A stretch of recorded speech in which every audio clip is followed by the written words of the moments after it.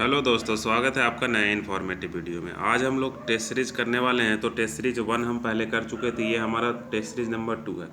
इसमें आपको 50 क्वेश्चंस में 40 क्वेश्चंस लाना है और नीचे में आप 40 नंबर कम से कम आपको लाना है और नीचे में आपका मार्क्स लिखना है, जैसे 49/50, 41/50, इस तरह से आपको लिखना है। तो चलिए हम लोग बिना लेट किए हुए स्टार्ट करते हैं। हाँ, एक और इम्पॉर्टेंट इन्फॉर्मेशन है, जो कल से टेस्ट सीरीज आएगा, मतलब जो सेट आएगा उसमें मैथ का भी अलग से एक वीडियो आएगा और रीजनिंग का आएगा, मतलब उसको भी हम साथ साथ डिस्कशन करते चलेंगे। जो लोग को मैथ और रीजनिंग देखना होगा वो भी देखते चलेंगे, ठीक है। तो बहुत लोगों का डिमांड है तो उसको हम एक्सेप्ट कर रहे हैं। तो चलिए हम स्टार्ट करते हैं। तो आज का हमारा पहला क्वेश्चन है कि 1920 में, अगस्त 1920 में, ठीक है, कौन सा आंदोलन महात्मा गांधी द्वारा प्रारंभ किया गया था, आपको बताना है कि महात्मा गांधी द्वारा 1920 में कौन सा हुआ था। सविनय अवज्ञा हुआ था कि सत्याग्रह आंदोलन हुआ था कि भारत छोड़ो आंदोलन हुआ था कि असहयोग आंदोलन हुआ था।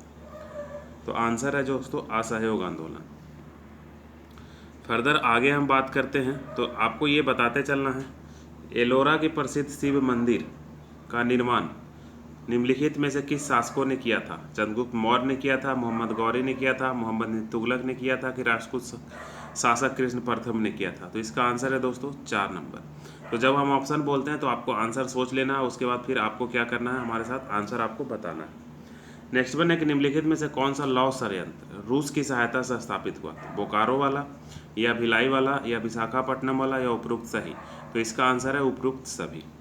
फर्दर आगे अगर हम बात करें यहाँ पे कि नदी द्वारा वृद्धावस्था में किस महत्वपूर्ण स्थल कृति की रचना होती है। तो वृद्धावस्था में नदी क्या बनाती है दोस्तों, जलप्रपात बनाती है कि जलोढ़ शंकु बनाती है कि छाड़न झील बनाती है कि डेल्टा बनाती है। तो आंसर है डेल्टा।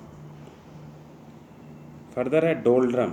डोलड्रम के बारे में आपको बताना है कि डोलड्रम क्या है। तो देखो डोलड्रम क्या है, उष्णकटिबंधीय पवन पट्टी है, या उष्णकटिबंधीय पवन विक्षोभ पट्टी है, या उपोष्णकटिबंधीय पवन पट्टी है, या इनमें से कोई नहीं। तो डोलड्रम है दोस्तों, वो ए नंबर इसका आंसर होगा, उष्णकटिबंधीय पवन पट्टी है। फर्दर आगे अगर हम बात करें कि निम्नलिखित में से कौन सी मिट्टी चाय बागानों के लिए सबसे उपयुक्त है। अम्लीय मिट्टी की जलोढ़ मिट्टी की क्षारीय मिट्टी की रेगुड़ मिट्टी। तो आंसर है दोस्तों अम्लीय मिट्टी। फर्दर आगे है निम्नलिखित में से कौन सी नदी अरब सागर में नहीं गिरती है, आपको बताना। नर्मदा, साबरमती, ताप्ती, गोदावरी। तो कौन अरब सागर में नहीं गिरती है दोस्तों, तो गोदावरी। नर्मदा, ताप्ती और साबरमती अरब सागर में गिरती है, गोदावरी नहीं गिरती है दोस्तों। फर्दर आगे है यहाँ पे कुछ भाषा में दिया गया है कि सतुद्री कौन है। तो सतुद्री जो है कौन सी नदी के किनारे है, सतलज नदी, ये आपको बताना है। सदा नीरा किस नदी के किनारे है, पारूसनी किस नदी के किनारे है, और कुंभा किस नदी के किनारे है। तो देखिए आंसर आप सोच लिए होंगे, सतुद्री बताइए। तो हमारे साथ बोलते चलिए, सतुद्री गंडक के किनारे है। सदा नीरा किसके, सतुद्री तो सही ही था ना, एक सेकेंड वेट कीजिए। अब हम बताते हैं फिर से, सतुद्री जो है सतलज पहला का ए ही होगा। सदा नीरा, तो सदा नीरा गंडक के किनारे है। पारूसनी, तो पारूसनी रावी के किनारे है। कुंभा काबुल, ठीक है। तो ये सारा ये मिलान करने वाला था, तो इसके हिसाब से आंसर कौन सा ए हो रहा है। फर्दर आगे हम बात करें, निम्नलिखित में से एक पूरा स्थल से पाषाण संस्कृति से लेकर हड़प्पा सभ्यता तक के संस्कृति कब तक मिला। यानी कि क्वेश्चंस में कौन सा ऐसा दिया हुआ जहाँ पे एक पूरा स्थल से पाषाण संस्कृति से लेके, ठीक है, हड़प्पा तक के सभी तरह के संस्कृति अवशेष मिले हैं। तो ये जो है आंसर आप सोच चुके होंगे मेहरगढ़ है। फर्दर आगे बात करते हैं अलाउद्दीन खिलजी के बारे में। तो अलाउद्दीन खिलजी जो है प्रसिद्ध सेनापति में किसकी मंगोल के विरुद्ध लड़ते हुए मृत्यु हुई थी, ठीक है। तो अलाउद्दीन खिलजी के प्रसिद्ध सेनापति कौन सा था जिससे क्या हुआ, जो मंगोलों के प्रति लड़ते हुए क्या हुआ था, उसकी मृत्यु हो गई थी। तो आंसर है जाफर खान। बैकग्राउंड नॉइज के लिए माफ़ी चाहते हैं, आज थोड़ा रूम से हम बाहर हैं इसलिए हम टेस्ट सीरीज आपके लिए लेके आए हैं। नेक्स्ट वन है प्राचीन नगर तक्षशिला निम्नलिखित में से किस 2 नदियों के बीच स्थित है, आपको बताना है। तो ये जो है सिंधु तथा झेलम के बीच स्थित है, सिंधु तथा झेलम के बीच स्थित है दोस्तों।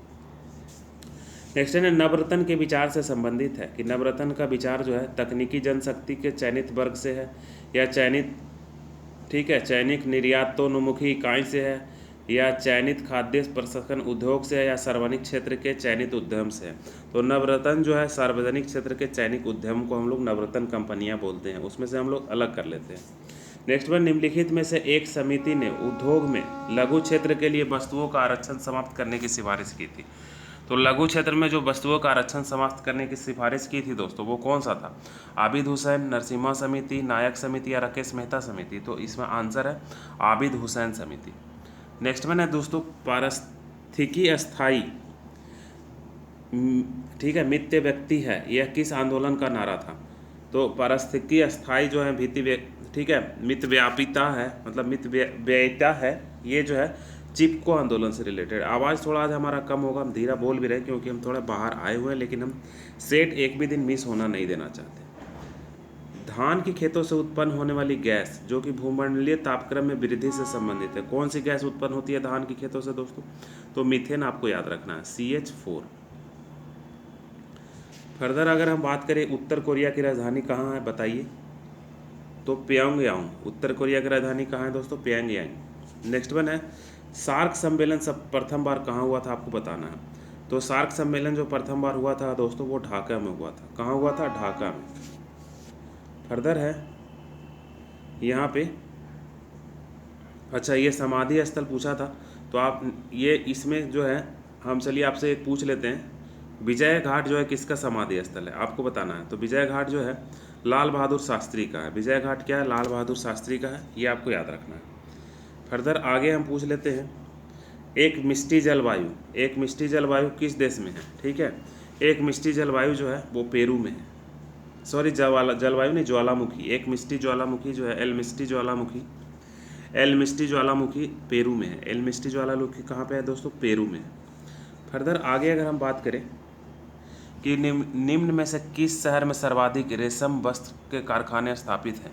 तो सबसे ज़्यादा रेशम वस्त्र कारखाने बिहार का ये राज्य जिला दिया हुआ, तो इसमें भागलपुर आंसर होगा दोस्तों। कौन सा आंसर होगा? भागलपुर। फर्दर हम आगे बात करें, यथार्थवादी विचारधारा के दृष्टिकोण कौन सा है? पूर्णतः आध्यात्मिक है, पूर्णतः लैंगिका है, पूर्णतः वैज्ञानिक है या पूर्णतः सामाजिक है? तो यथार्थवादी विचारधारा जो है पूर्णतः वैज्ञानिक है। फर्दर आगे हम बात करें, प्रसिद्ध पुस्तक न्यू इंडिया के लेखक कौन है? तो प्रसिद्ध पुस्तक न्यू इंडिया के जो लेखक हैं वो आपको बताना है। तो ये एनी बेसेंट है। कौन है दोस्तों? एनी बेसेंट है।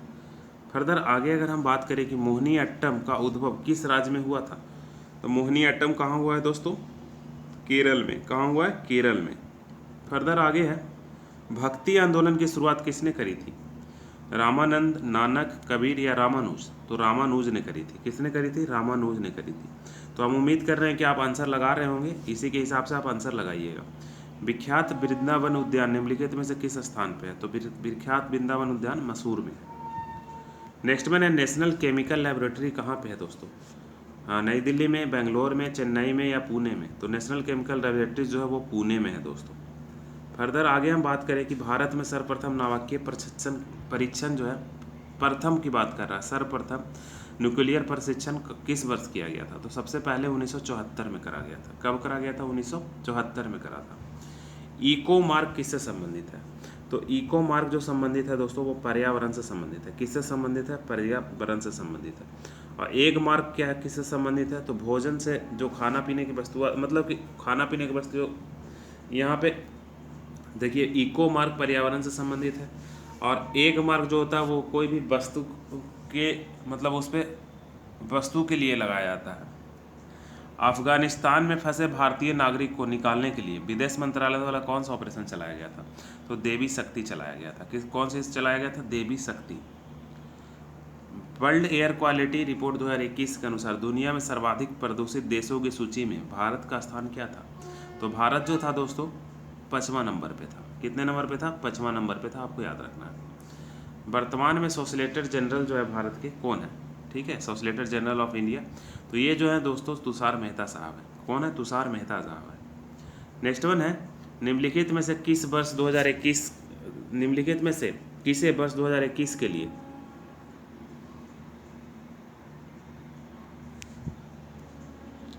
निम्नलिखित में से किसे वर्ष 2021 के लिए अर्थशास्त्र का नोबेल पुरस्कार नहीं प्राप्त हुआ? आपको बताना है। निम्नलिखित में से किसे वर्ष 2021 के लिए नोबेल पुरस्कार नहीं प्राप्त हुआ है, ये आपको आंसर में बताना है। तो ये जो है बताइए कौन सा है? इनको भी मिला है, इनको भी मिला है, इनको नहीं मिला है। ठीक है, इनको भी मिला है। फर्दर आगे है अनफिनिश्ड ए मेमोर, ठीक है। ये अनफिनिश्ड ए मेमोर पुस्तक के लेखक कौन है? तो ये प्रियंका चोपड़ा जी है। कौन है? प्रियंका चोपड़ा। नेक्स्ट वन है किस राज्य की विधानसभा पूरी तरह से पेपरलेस बनाने वाले, मतलब किसी राज्य की विधानसभा को पेपरलेस बनाने वाला पहला राज्य कौन सा है? तो नागालैंड की विधानसभा जो है पूरी तरह से पेपरलेस हो चुकी है। पुर्तगाली उपनिवेश का प्रथम वायसराय भारत में कौन आया था? तो Almeida, Francisco de Almeida. Next one है अंग्रेज के शासनकाल में भारत के आर्थिक दोहन के सिद्धांत का प्रतिपादन किसने किया था? तो उस समय जो थे दादा भाई नौरोजी, आपको पता होगा, इन्होंने प्रतिपादन किया था। कांग्रेस में नरम दल के नेताओं की आंदोलन की पद्धति थी असहयोग की, अनुकूलन की, अविधेयक की, या फिर राजा बोमथैया आंदोलन, ठीक है। तो ये जो है कांग्रेस के नरम दलों की नेताओं का आंदोलन की पद्धति थी राजा बोमबद्दे आंदोलन, ये इसका आंसर है। नरम दल के बारे में पूछा था। हाल में ही प्रधानमंत्री नरेंद्र मोदी के द्वारा 11वें महाकुंभ खेल महाकुंभ 2022 का उद्घाटन कहाँ किया गया? तो अभी आपको पता होगा कहाँ हुआ है दोस्तों, अहमदाबाद में हुआ है। किसी राज्य ने बहिनी योजना प्रारंभ किया है? तो बहिनी योजना जो है किसने प्रारंभ किया? अरुणाचल ने, उड़ीसा ने, महाराष्ट्र ने, सिक्किम ने। तो आंसर है सिक्किम। नेक्स्ट वन है भारतीय संविधान के किस अनुसूची में असम, मेघालय, त्रिपुरा और मिजोरम जैसे राज्यों के जनजातीय क्षेत्रों के लिए मतलब अलग से उपबंध किए गए हैं? तो कौन सी अनुसूची है दोस्तों बताइए? चौथी, पांचवी, छठी, सातवीं? तो आंसर है छठी। निम्नलिखित में से किस अधिनियम के द्वारा प्रांतों में द्वैध शासन की स्थापना की गई थी? तो प्रांतों में द्वैध शासन की स्थापना 1919 में की गई थी, आपको पता होगा। सब अमेरिका का संविधान कैसा है? कठोर है, नरम है, अत्यधिक नरम है, कठोर एवं नरम का मिश्र? तो अमेरिका का संविधान जो है कठोर है।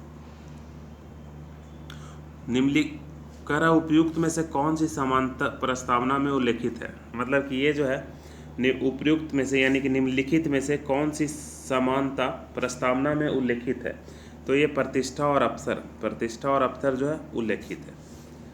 हिंदू शब्द के अंदर कौन शामिल नहीं है? बौद्ध, जैन, सिख और पारसी?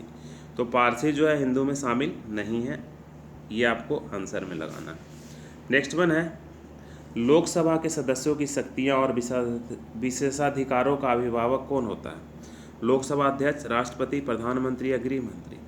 तो देखिए लोकसभा के सदस्यों की शक्तियों के विशेषाधिकारों का अभिभावक जो होते हैं लोकसभा अध्यक्ष होते हैं। कोई विधायक अधिनियम कब बन जाता है? जब उस पर राष्ट्रपति साइन कर देता है। तो इसका आंसर क्या होगा? जब राष्ट्रपति उसकी अनुमति दे दे। इसके बाद नेक्स्ट वन क्वेश्चन है, ये थोड़ा अलग बड़ा सा क्वेश्चन है इसलिए हम धीरे धीरे इसको पढ़ते हैं। अहमद शाह अब्दाली ने पानीपत के तृतीय युद्ध लड़ा, मतलब कौन सा कथन सत्य है? ये सत्य है या नहीं आप सोचिए, हम आंसर लास्ट में बताएंगे। बाबर ने दिल्ली सल्तनत की स्थापना की थी, ये सही है या नहीं आप सोचिए। शाहजहां ने उत्तराधिकार का युद्ध लड़ा, या जहांगीर सौंदर्य का और तथा प्राकृतिक प्रेमी था? तो कौन कौन सही है? तो 1 नंबर सही है और 4 नंबर सही है। तो इस हिसाब से इसका आंसर सी होगा दोस्तों। हम लोग लास्ट की तरफ आ गए हैं। अब कह रहा है सरकारी तौर पे प्रतिवर्ष भारत का आर्थिक सर्वेक्षण निम्नलिखित में से किस संस्थान द्वारा जारी किया जाता है? तो भारत का आर्थिक सर्वेक्षण जो है वित्त मंत्रालय द्वारा जारी किया जाता है। किसके द्वारा? वित्त मंत्रालय के द्वारा जारी किया जाता है। इसके बाद है पटना संग्रहालय निम्नलिखित में से पटना संग्रहालय निम्न में से किन की वस्तु कलाओं को सम्मिश्रण है? तो पटना जो संग्रहालय है उसमें मुगल तथा राजपूतों के वस्तुओं का संकलन किया हुआ है। नेक्स्ट वन है हाल ही में भारत के पूर्वी तट पे आए आसानी तूफान का नामकरण किसने किया था? तो आसानी तूफान का नामकरण जो है श्रीलंका ने किया था दोस्तों। किसने किया था? श्रीलंका ने। तो इस तरह से ये 50 क्वेश्चंस में आपकी कितने नंबर आए नीचे कमेंट सेक्शन में ज़रूर से लिखिएगा दोस्तों। तो अब जो कल से टेस्ट आएंगे यानी कि आज 17 है, 18 से जो टेस्ट आएंगे दोस्तों, इसमें तो जीके 75 क्वेश्चन जीके जीएस का तो एक वीडियो आएंगे, साथ में जो मैथ का होता है उसका भी मैं रिवीजन करा दूंगा और टाइम मिलेगा तो रीजनिंग का करा दूंगा, मैथ्स का तो ज़रूर से करा दूंगा। तो इस वीडियो में इतना ही दोस्तों, फिर मैं मिलता हूँ एक नए वीडियो में। और आज थोड़ा नॉइज़ का प्रॉब्लम है, बैकग्राउंड में भी नॉइज़ ज़्यादा होगा, तो इसके लिए मैं माफ़ी चाहता हूँ, क्योंकि मैं आज थोड़ा आउट ऑफ स्टेशन हूँ, इसलिए क्वेश्चंस मैं ज़्यादा आपको करवा नहीं पाया 25 क्वेश्चन, इसलिए मैं टेस्ट एक रख दिया। तो टेस्ट में आप नीचे कमेंट सेक्शन में कमेंट करके बताइएगा कि आपके कितने मार्क्स आ रहे हैं। तो इस वीडियो में इतना ही, तब तक के लिए धन्यवाद।